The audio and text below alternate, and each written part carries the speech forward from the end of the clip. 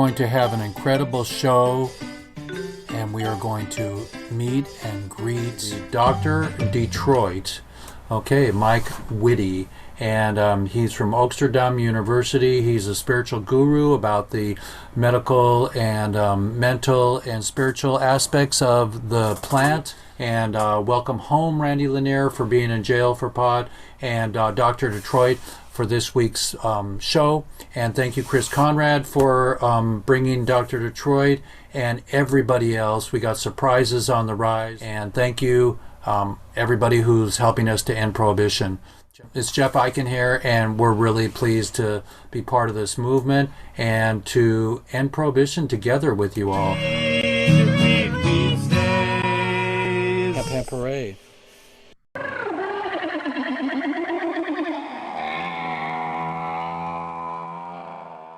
Welcome, everybody. It's really blessed to be part of the movement that helps to share the end of prohibition. I have a little bit of reading to do, then we're going to introduce,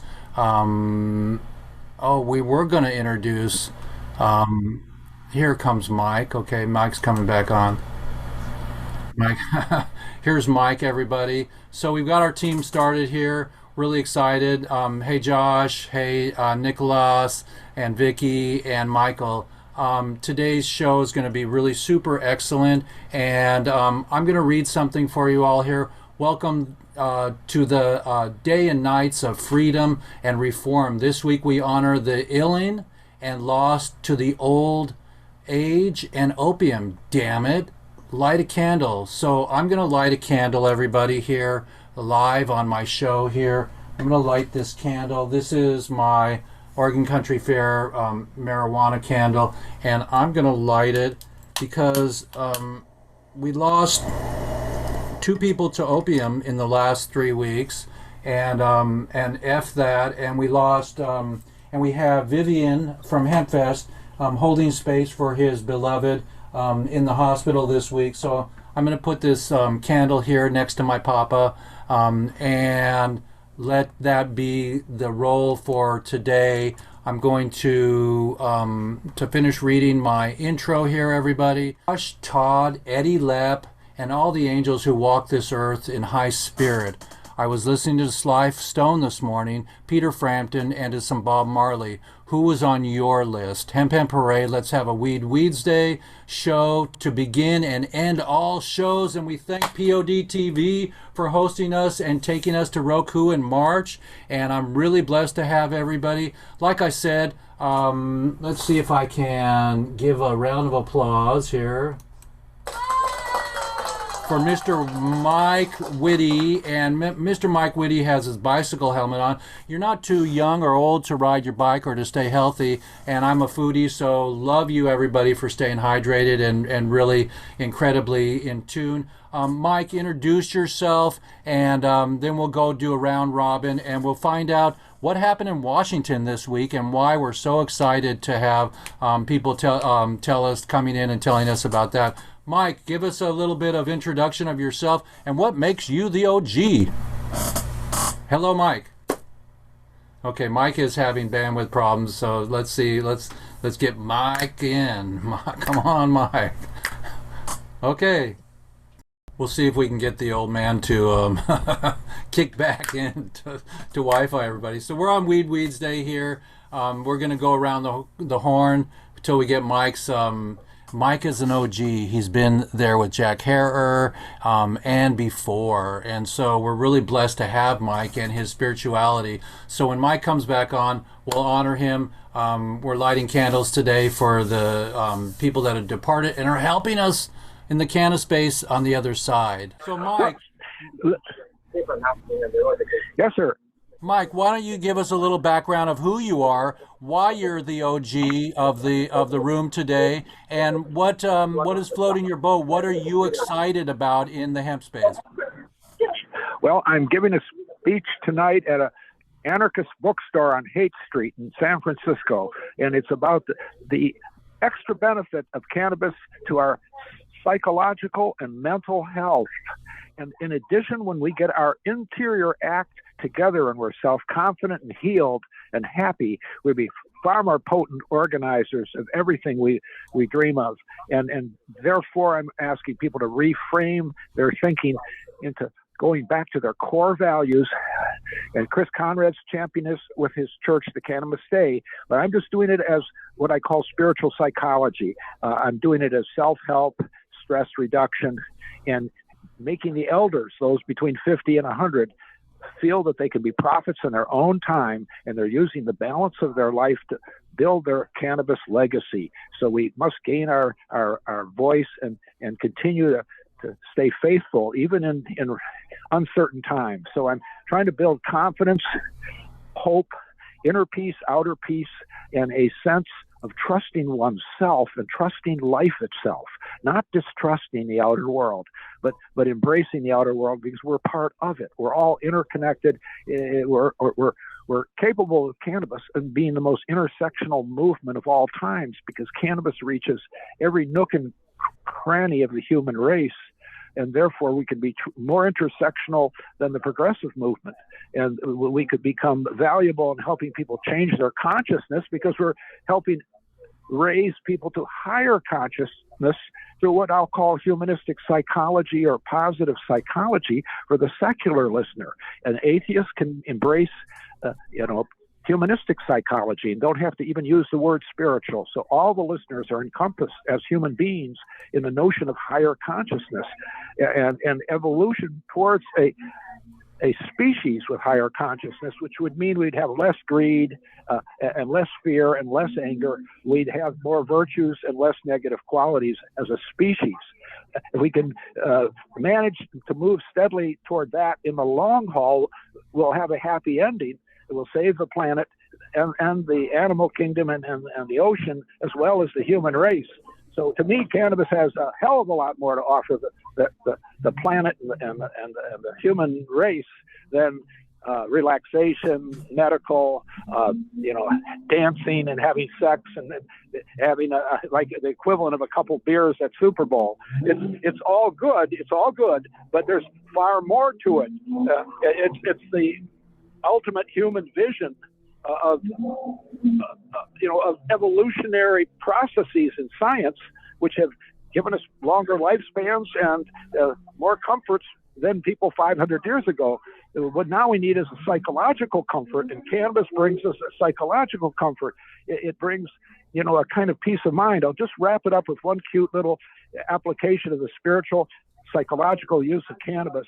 A longtime partner with Dennis Perone in the Castro Castle. I'm sitting in his kitchen. I'm high, and his brother comes in, who's a Trump Republican from Long Island. And I'm thinking, my combative side rises for a moment, but the sacred herb said, "Calm down, Mike. Embrace this person. Get along with him." I did. We're good friends. He'll be at the bookstore with me. So I'll have a Trump supporter in the bookstore. So in other words, I didn't be combative to him. I befriended him as the brother of Dennis Perone.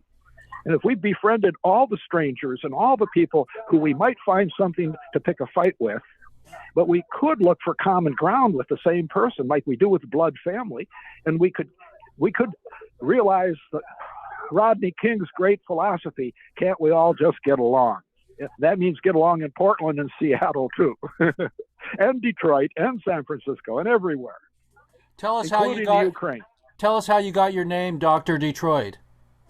Well, I was a longtime rainbow person in the annual rainbow gatherings in the National Forest, the hippie dream, if you will, and they had spirit names. And when I saw how wonderful the nickname could be, I chose Dr. Detroit, and as a spirit name. For the Detroiters, it brings a smile, and it's pro-Detroit. The locals appreciate that. Did you hang out with Wavy Gravy? Did you hang out with Wavy? Yes. Well, I've seen Wavy and Jack Harrar and the early guys like John Sinclair and the Hash Bash out of Ann Arbor. So I do go back to Aaron Kay and the Yippies. And what about Dana Patch? Deal. Did you know Patch Adams? Yes, indeed. And Ben Maisel out of Wisconsin, out of Madison. He was an old rainbow guy. So this crosshatch, Ed Rosenthal, the old 60s counterculture people Stephen Gaskin from the West Coast, from San Francisco, went to Tennessee with a commune.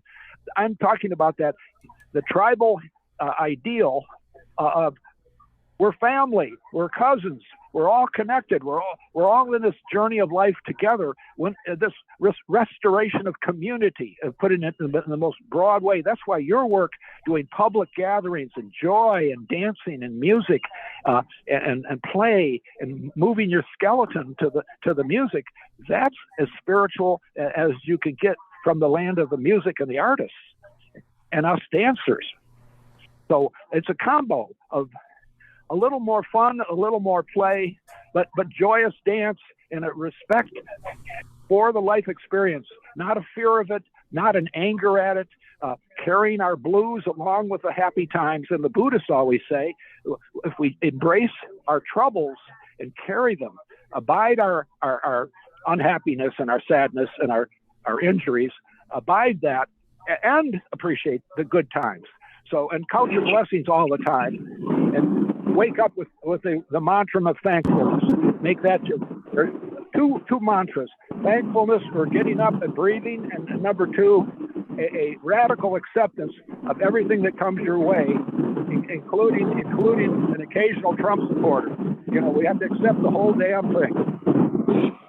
And the pot community covers deer hunters and militia and Republicans, and we cover everybody under the planet. We as cannabis people, we meet people of every mentality and state of mind and economic condition. It's a unifier. It's a networking bridge to helping change the public's consciousness, the human culture, so we care for each other more and are not disregarding safety and driving or disregarding our fellow citizens, being too selfish and too self-absorbed. Well, like Jack here, a lot right there, Jim. Like Jack said a long time ago, paper, fiber, fuel, medicine, and food, and now plastic and hempcrete. You know, so we can make clothing. Absolutely. Yeah, paper, fiber, fuel, medicine, food, and hempcrete and plastic. Fantastic, Mr. Detroit, Dr. Detroit. I have Chris Conrad on. Do you have something to say to your buddy, Dr. Detroit? Chris? Well, I'll tell you what. Simple living and high thinking is an easy summary. If we live simple, we could stop consuming so much. We don't need all the stuff in our homes. And we're hypnotized to shop. So that simple living, the dollar store, and high thinking. And therefore, your love goes into nature, into your pets, into your kids, into your projects, into your art, into your gardening, into your pot growing, and into relaxing and doing your yoga and taking a bike ride. And those are things that are still affordable, to take a walk in the park and ride a bike. And, you know, we can have a happy life without striving and burning ourselves out with hyper competition and a sense of misplaced extreme individualism. There's a place for the noble minority dissenter. There's certainly room within the cannabis world. We're living among friends who are cannabis friends who just have different outlooks on vaccination, on which party is good or what way to go. We're living in this diverse mix of consciousness, but we can uplift mental health, and this darn human race needs a little bit more calm and a chance to relax. And even if they have some mental health problems that are physiological, they can handle them better if they're calmer and more accepting of their problems. If we're accepting what we have on our plate, we might be able to handle it better. If we were in the present moment, we could abide what the present moment brings us. We don't have to awfulize the future and worry so much about what's coming next. That's Ram Dass. That's Ram Dass. Yeah. Yeah. Yes, I'm with Ram Dass. I've had many a retreat with him, and I feel I am the grandson of Ram Dass. You know. Hey. Absolutely. Well, everybody be here now and give a really warm welcome for Mike Whitty. You know, Chris, what do you have to say to Mike? Well, I'm just glad that I finally managed to get you guys connected. Hopefully, he'll be on your shows again sometimes. And Oh, two sure. things I would say. One thing is, hi, Mike. The other thing is that Mike has been he's really an OG, and I miss some of what he said here. But he's been he knows the guys back since the '60s working on this issue, whereas somebody like myself came in more, and I became active in '88. So when I introduced the idea of a three-prong attack with industrial medical marijuana adult use, each being fought separately but together, obviously. And so I wasn't around for like John Sinclair when John Lennon did the concert for him, or when the big scandal happened where Normal exposed the Carter White House of being involved with, not the White House, but some of their staff being involved with cocaine and things like that. So he's probably got a lot of those stories that I wouldn't have. But my point, though, is just that Mike and I have been working closely on the idea of cantheism and using the Cannabis Day ceremony as a way of getting people to do just kind of what he said, get a little bit out of the past and the future and more into the present, and realizing that there's a lot of profound benefit that can be received from using cannabis, and respecting other people's use in the way that we do with the Cannabis Day, which is it's a combination of a Latin and Sanskrit word, kana for cannabis, but namaste for the spirit in me, recognize the spirit, honors the spirit within you. And so, as I say, the cannabis in me recognizes and honors the spirit, the cannabis in other people.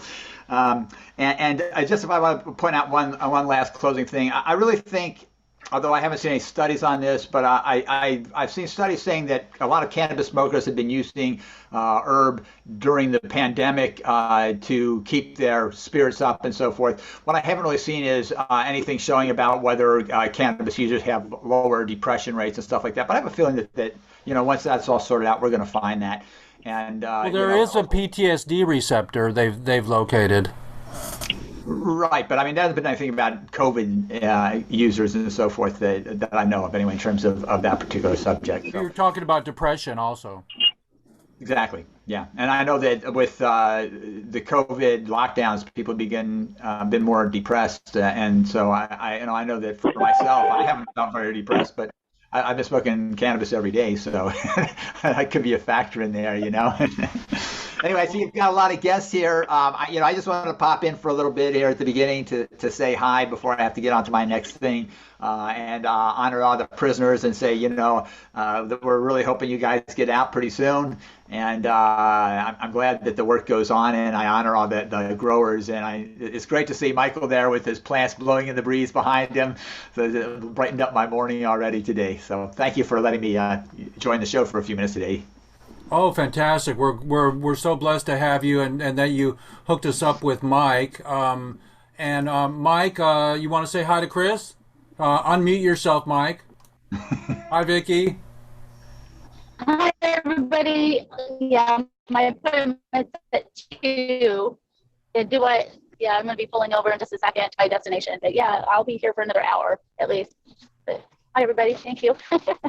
Cool. That's my friend Vicky, and she's totally a supporter of everything that I'm doing and that we are doing. And she's a local, incredible Northwesterner with me here. And Vicky, we bless you for being on board and having your Batgirl shirt on there. And so we'll keep you in tune with what Vicky's going to do. She'll be a co-host here and there, and definitely help us with some of the things we're about to launch, And we have really an incredible bit of information from Washington State, and Chris Boucher brought in Josh Snyder here. So Josh, why don't you tell us about our success in Washington State for the hemp initiative? Give us a roll. Hang on just a minute, Josh. Right here we go. Thanks so much for having me, Jeff. I really appreciate it. Chris is a longtime friend and colleague, and Chris and I, together with our friend and colleague Justin Eve, started the Hemp Farmers Guild here in California. The reason we did that is because hemp farmers are often swallowed up in other hemp organizations that are really big CBD driven organizations, or pharmaceutical interest in CBD organizations. And so most of the big CBD companies source most of their CBD from overseas, either isolate from China or as a byproduct of the Eastern European food and fiber hemp production. And so from a broad regulatory standpoint, those people are not interested in American farmers being able to grow hemp. And quality control. How can you even tell? What the hell? Yeah. And so this is something that has been near and dear to my heart. I've worked in the dietary supplements world with natural medicines and plant medicines for several years. And one of the things that I saw several years ago was that so much of the production of the dietary supplement ingredients are not produced domestically. And that, to me, presents a supply chain risk. The folks in the dietary supplements industry treated me a little bit like a gold bug at a Republican meeting. You just kind of smiled and walked away because I would push this supply chain thing and ask why they weren't giving American farmers an opportunity to grow these crops. The pandemic came along and suddenly reality bit, and it bit a lot of supplements manufacturers hard, so that, they couldn't get packaging, they couldn't get raw materials, and so they lost shelf space to Chinese companies. And so I've been working on a project to bring dietary supplement plant medicine cultivation to American farmers that have been buffeted by globalization. And certainly hemp farmers are at the top of my list of people who have taken a beating. You're talking about the turmeric and ashwagandha. Yes, exactly. The chlorella and all of the green stuff. I'm a foodie. I've been a raw vegan with Gabrielle Cousins and David Wolf for 19 years. Oh, wow. Congrats. That's a real commitment. I'm 80-20 raw. I don't cook my food, but sometimes I'll have a hot beverage or I'll have a hot cilantro soup to get rid of the metals in my body. But it is important for all of us to share our longevity knowledge, including the cleanliness of the hemp industry. Exactly. And this is a classic example in this specific bill where the Hemp Farmers Guild was designed to swing into action, because the hemp farmers have been pushed aside. And frankly, what's happened recently is the regulated marijuana industry, especially in California, is so over-regulated that you've got marijuana companies going bankrupt because the tax burdens and the regulatory burdens are so onerous.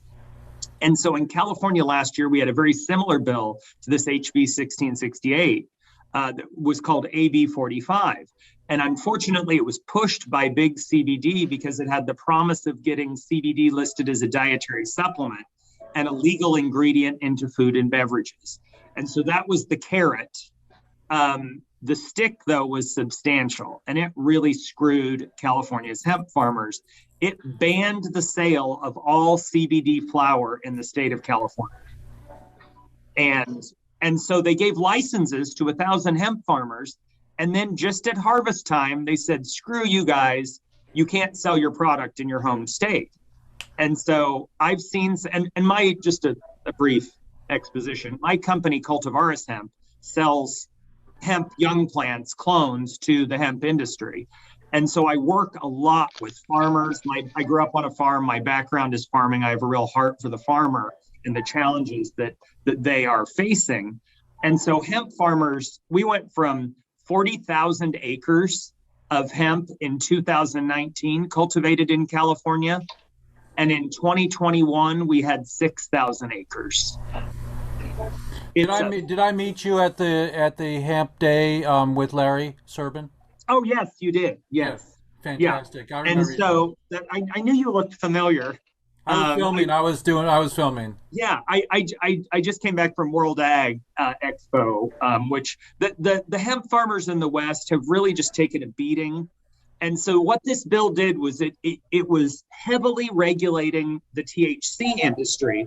And with its insidious definitions, the bureaucrats have decided they don't want to deal with this hemp stuff. And so what they want to do is just pull hemp into the regulated marijuana world.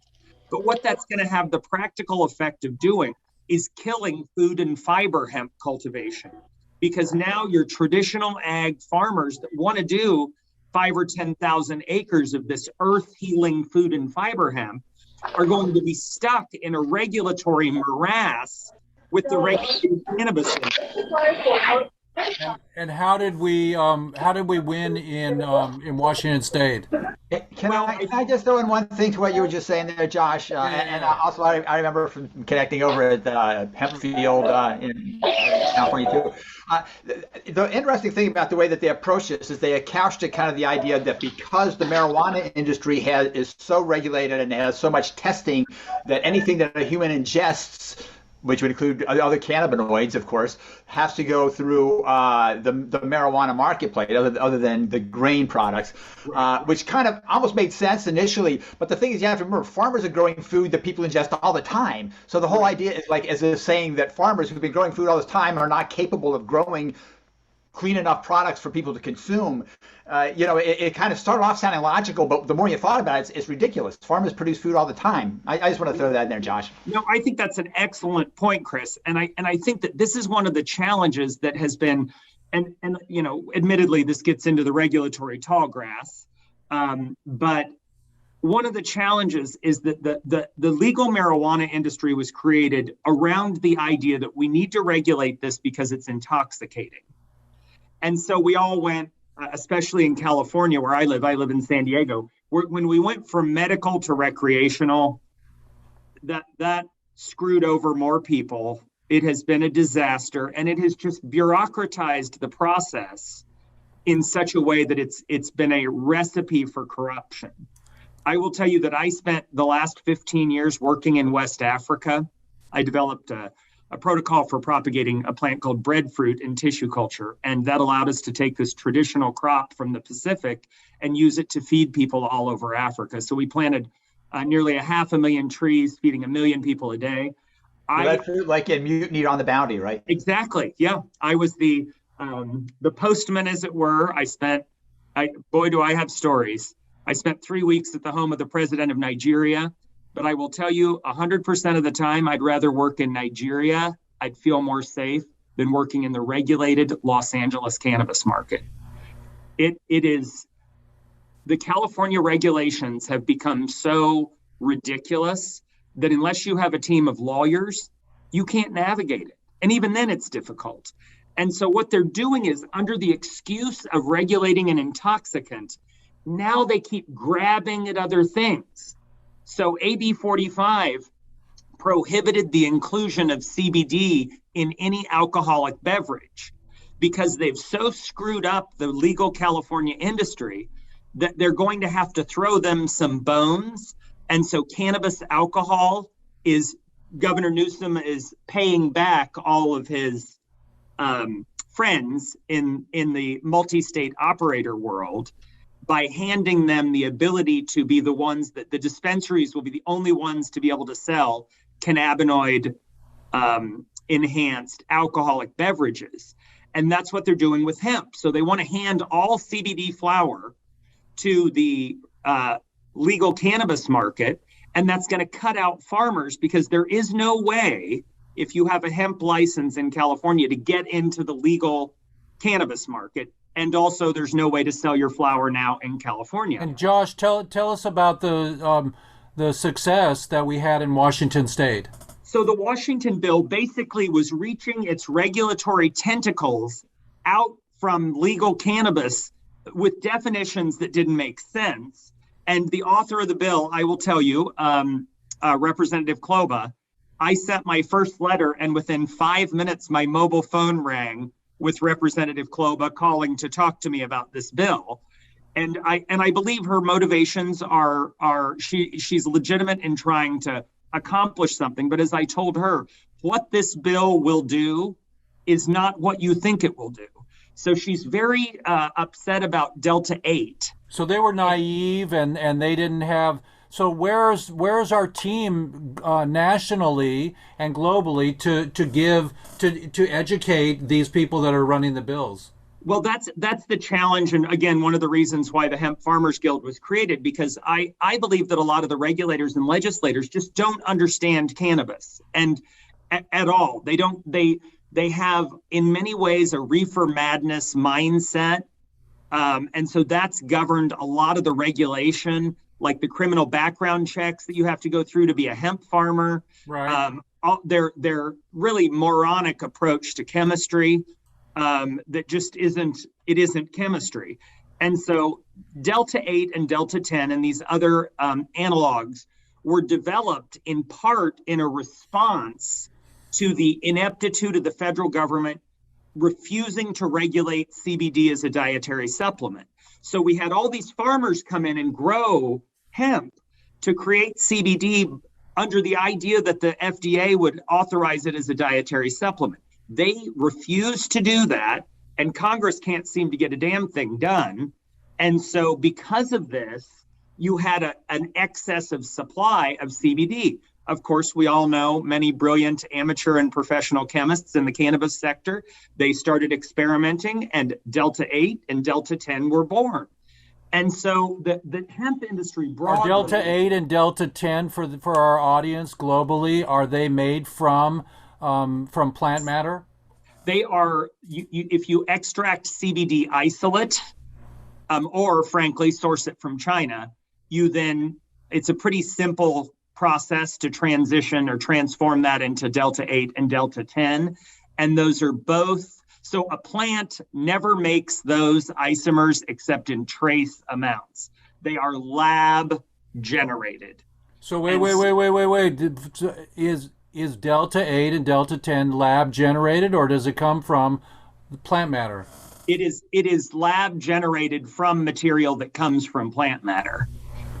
And so you still have the isolate, you have the CBD molecule, the white you can order, offline.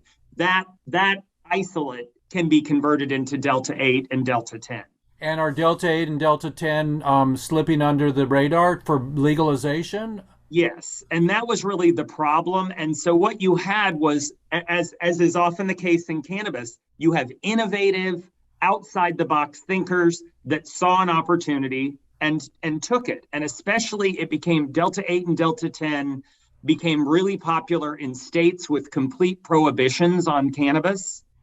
And so it was kind of a marijuana light mentality. But the problem is the regulators don't understand this. So for instance, in California, they've added Delta 8 and Delta 10 to the necessary formula for calculating compliance with hemp. Well, that's moronic. Those two chemicals it doesn't matter. It doesn't occur in the plant for compliance testing. So there's all this farm level compliance testing that the regulators have completely screwed up. And so the farmers end up growing a whole crop and then having to destroy it because the bureaucrats don't understand how to do math. So what did we win in Washington State? We killed this bill that would have basically grabbed legal hemp farmers and stapled them to the legal marijuana industry by these insidious definitions. And I know that sounds so the bill was defeated. It was. It died last night, and there's a chance they can. The team at iHempoa and the Association of Western Hemp Professionals do great work, and they were the ones who brought me, and they helped us a tremendous amount as we fought for farmers in AB 45 last year in California. So the goal of all these hemp organizations, the government has a real incentive to create fights between the THC people and the CBD people. And they're using this, trying to divide us and set us against each other, and it's damaging the plant. And so food and fiber hemp is going to be the next big push. And as we all know, it has so much potential to help us reduce our carbon footprint and heal our world. So we need you as part of our green farmy that I'm getting together, and we're going to infiltrate the White House when they open it back up to go to the Supreme Court. And we would love to have you articulate and help us speak that section of ending prohibition, because when we end prohibition, we just don't go say, hey, we want to take it off the substance channel, we want to deregulate it, we want it free again, but we want to come in intelligently. Yes, that's so critical. And we've done so much work to educate, and so many of the I always feel like by the way, thank you, Mike. OG Yes. doctor, for coming. We just lost him, and he's off his bike ride. He's going to be tonight in Haight Ashbury. So if you're in the Haight, everybody, just don't hate on me. Just hate on Mike and go to the Haight and have a lovely time with the OG. Thank you, Mike, for stepping in. Keep going, Josh. I'm really excited at the idea that once we get all these heavy regulatory burdens lifted, we've got to work together between the hemp and the THC side, because a lot of what's getting left out right now is the type 2 cannabis that is it's not low THC, high CBD. It's a more 1-to-1 or 1-to-2 or 1-to-5. And that is one of the challenges that I find with, I grew up in central Illinois. My dad is a fundamentalist preacher. I was not high for the first time until I was 30. So I had a pretty conservative upbringing. But when my dad had cancer 3 years ago, he finally called and said, hey, maybe I'm willing to try some of that stuff. And he called me back and he's like, Hoss, you won't believe it. He said, I've been feeling for a week like somebody lit my legs on fire. And this stuff, it really worked. And so what I sent him was full spectrum CBD with enough THC to activate. And so from a policy standpoint, we believe that the hemp farmers need the ability to take a legal crop and put it into a full spectrum whole plant distillate that provides that entourage effect. And what this bill did was eliminate that possibility. It would force the CBD market to only work with isolate with non-detectable THC. And so that would put all the farm level folks who I work with a lot of farmers in the north. It could have been a disastrous for the whole country if Washington. Well, and Washington is such a leader in cannabis. And so to take this approach that was uninformed about the actual plant and there's so much messiness in the definitions of this bill, and the regulators will take what the legislators say and they have to turn it into code that can punish people if they do it wrong. And so I am against using legislation to recriminalize cannabis in a way that is going to damage people's access to it. It's going to prevent them from getting a hold of the medicine that's going to really help them. We don't want, CBD isolate is fine, but it isn't the whole plant, and it's not the complete plant medicine that we know has so much value. And so we've got to pull back these hysterical, paranoid and fever swamp reefer madness approach where I can't tell you how many legislators are like, oh, hemp is just a scam for weed growers.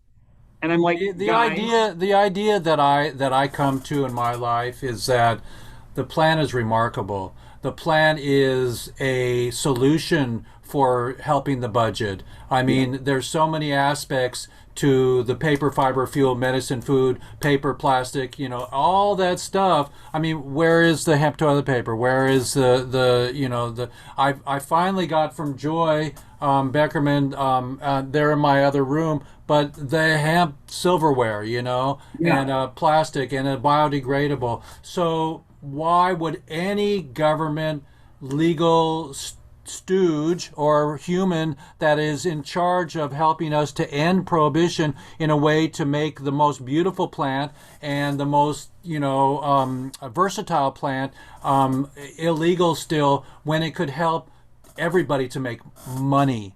Yes. And that's the thing. American farmers are desperate for crops that can make a decent profit. I will tell you and again, I always go to California and Illinois because that's where I grew up and have spent most of my time, and Africa. But like almonds, walnuts, olives, pistachios, in a good year, maybe $500 an acre is what you're making.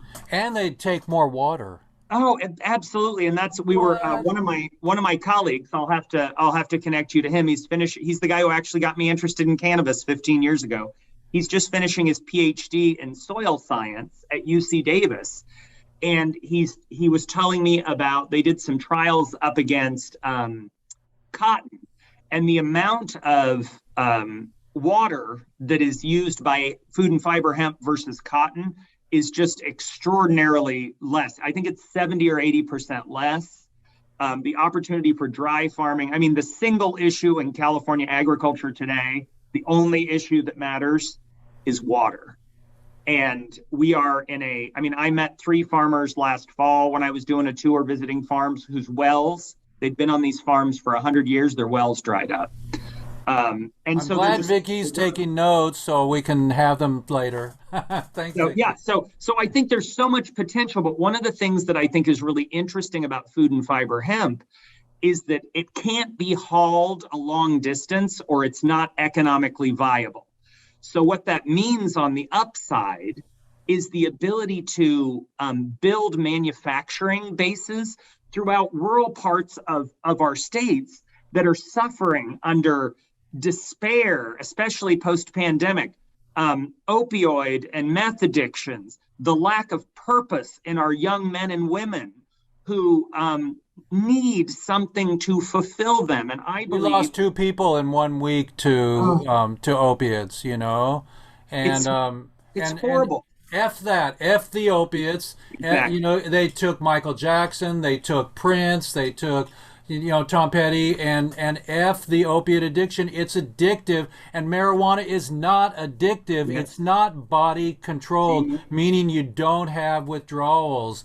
And so thank you, Josh, for all your explanations and for telling us. Do you have any wrap up here?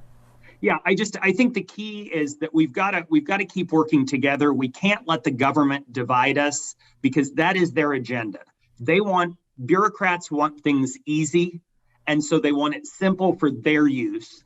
And so my goal is to constantly remind them of the needs of the people who are growing the plants. They are really important, but they make the least amount of anybody in the supply chain.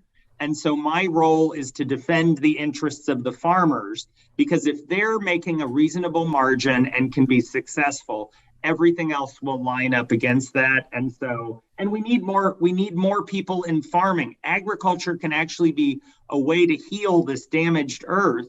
And there's so many opportunities in it. And I think we've only scratched the surface of what cannabis can do medicinally and through manufacturing. It can create jobs and opportunities for people up and down the West and throughout the country. We're building homes now with hempcrete.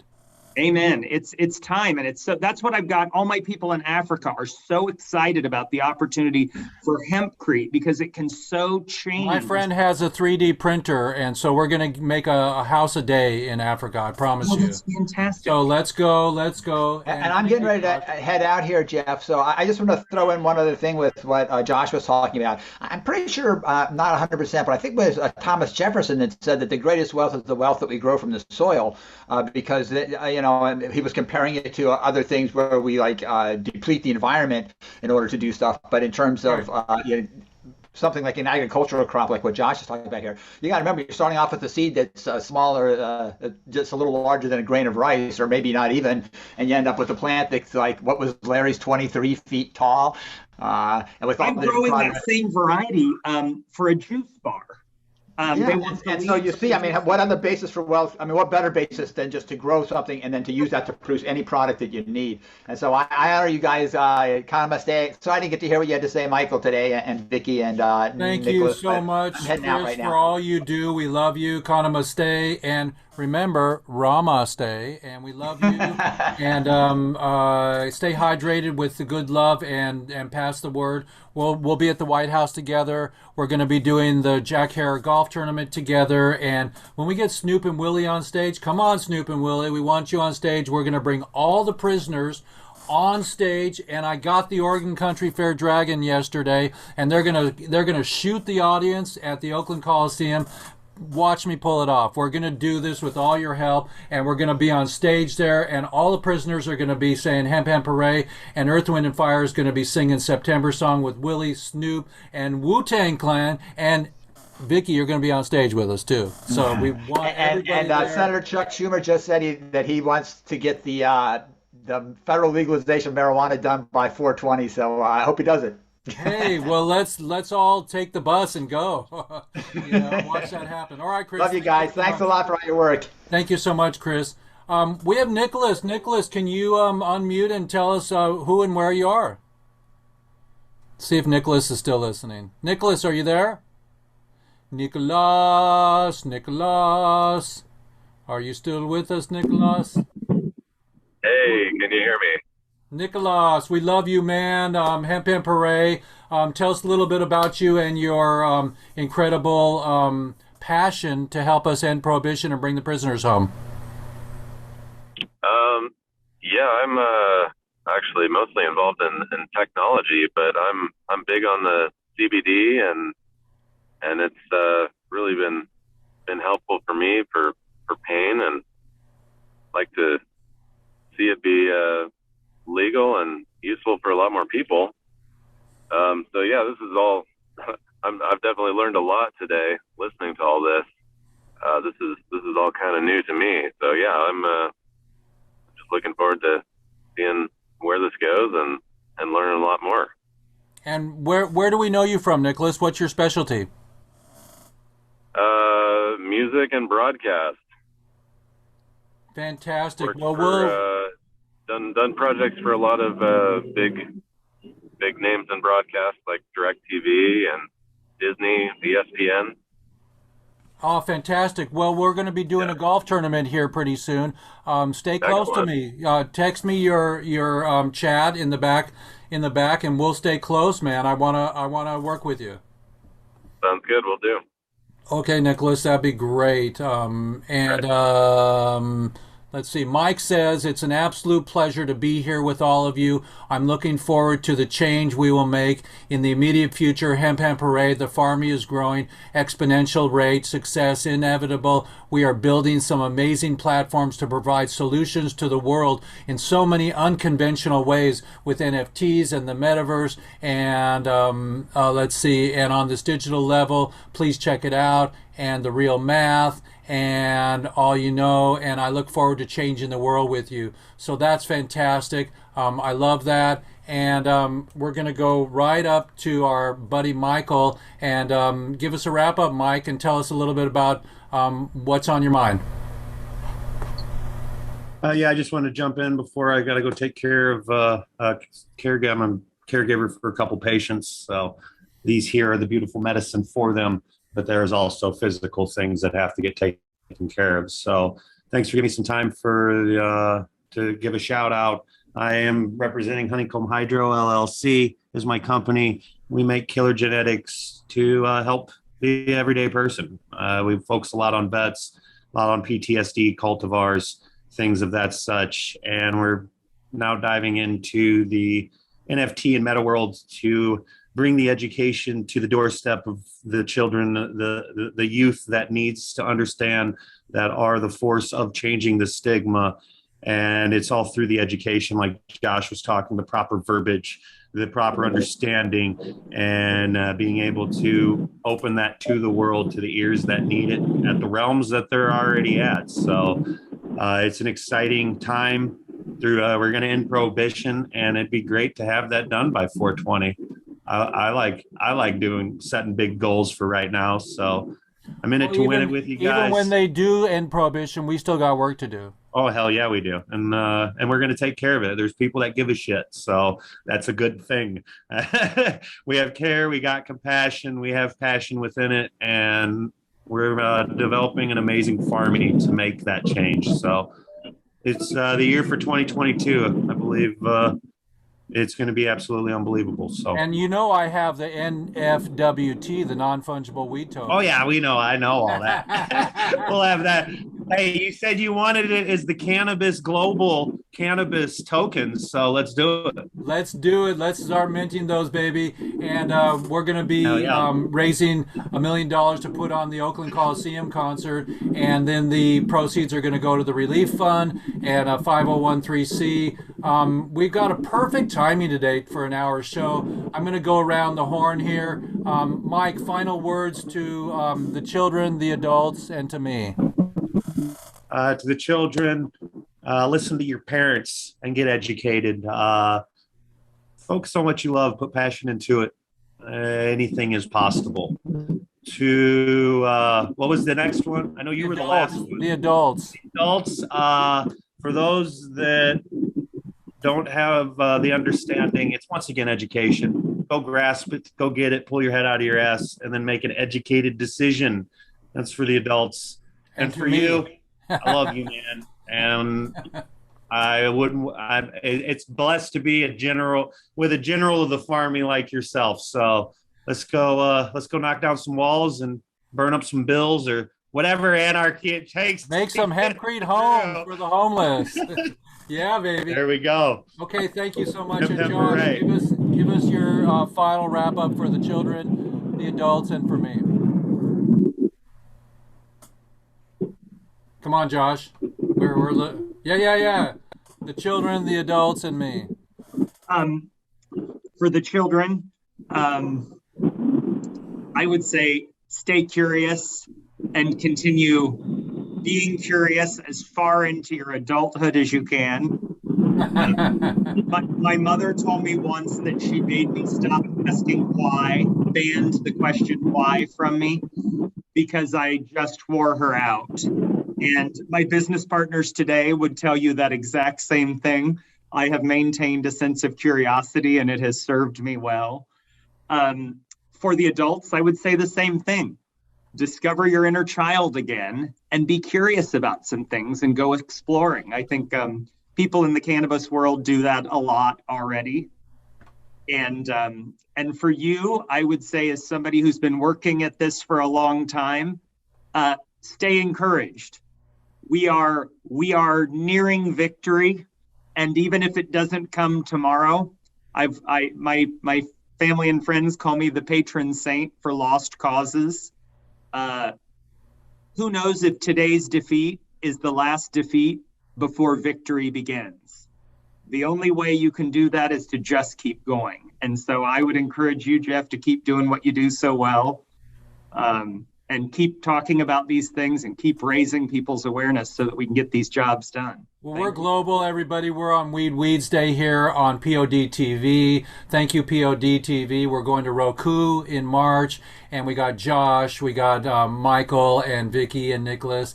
Vicky, give us your take on wrap up for the children, the adults, and moi. Hey, Vicky. Mute. Okay. Yeah. Hi. Well, yeah, I totally agree. I can't remember who said it for the children, listen to your parents, right? Well, the parents sometimes need to listen to the children too on things because they have, they're like, Josh, you were talking about curious. Why? That's me. I don't know. This is my first Zoom here. I just think it's awesome what you guys are all doing. I really do. I don't really have anything else to say about it right now, but maybe next time. What do you have to say for the adults in the industry or in the planet? Well, the adults, listen, it's like, yeah, it's just like, be true. There's so many people that are trying to control so many things. And I was amazed to hear what you guys were talking about with the farmers and the control they're trying to have, because I know I have a friend that has a big farm. And I want her to contact you, Jeff, because maybe you can point her in the right direction on what's going on. Because, like I said, I don't know. We'll stay together, and so you get the children, the adults, and what about for me? For you, keep on rocking it. You're doing great. I think you're awesome. I appreciate. Thanks for allowing me to join. Yeah. Yeah. So. No, we need the goddess in the room all the time to bring us down, and to fill the circle, because it's not a bunch of boys making the planet work. The grandmothers are so important. Yeah, the grannies are. I'm a granny. That's right. So anyway, thanks. I have to go to the dentist. So thanks, you guys. Thank you so much, Vicky. Mm-hmm. Okay, bye-bye. And Nicholas, you have any final words, Nicholas? Thanks, Vicky. Any final words, Nicholas? You can unmute. Unmute. There we go. Just rock on. I think always strive to do better for yourself, and this world will be a better place for everyone. So, yeah, thanks for having me. Okay. Well, everybody, Hemp Hemp Hooray. I'm going to share my screen and roll out of here. It's been quite a day, and we're going to do our outro here. Let's see if I can find our QuickTime here. We're going to go boom. So let's do our outro right down at our QuickTime here. Boom. And so thank you so much, everybody, for joining us today. We're opening up our outro here with our QuickTime, and here we go. We're going to have an incredible show, and we are going to meet and greet Dr. Detroit, okay, Mike Whitty. And he's from Oxfordham University. He's a spiritual guru about the medical and mental and spiritual aspects of the plant. And welcome home, Randy Lanier, for being in jail for pot, and Dr. Detroit for this week's show. And thank you, Chris Conrad, for bringing Dr. Detroit and everybody else. We got surprises on the rise. And thank you, everybody who's helping us to end prohibition. It's Jeff Eichen here, and we're really pleased to be part of this movement and to end prohibition together with you all. Hemp Hemp Hooray.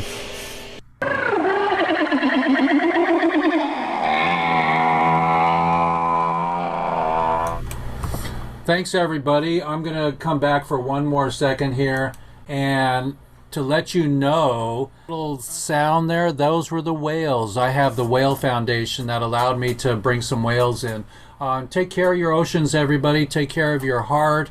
Take care of your hydration. Watch the water in your garden. Don't leave the hose on all night like I did last summer a couple times. And if you do, bless the water and go out and plant some more in that space you just, overwatered. And, and this is what we want. We want no more drug war. And it's the war on people, everybody. This is Jeff Eichen signing out, and seeing Josh and Nicholas and Michael in the back office. Love you so much. Love you, everybody. And wait a minute, I've got something on my face. There we go. Hemp Hemp Hooray. Thank you, POD TV, and we're out of here.